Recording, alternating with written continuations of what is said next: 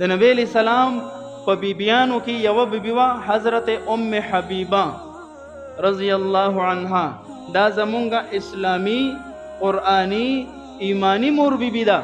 د نبی علیہ السلام بیبیانې دا زمونږه موریانې دي.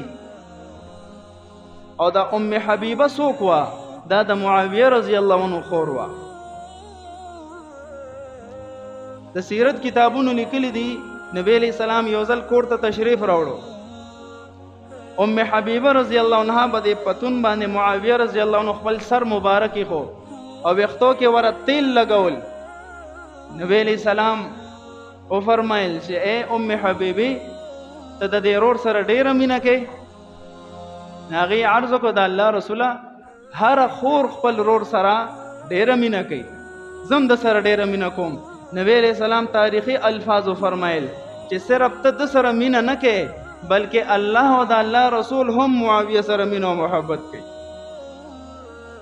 په داسې شخصیت باندې اعتراض کوي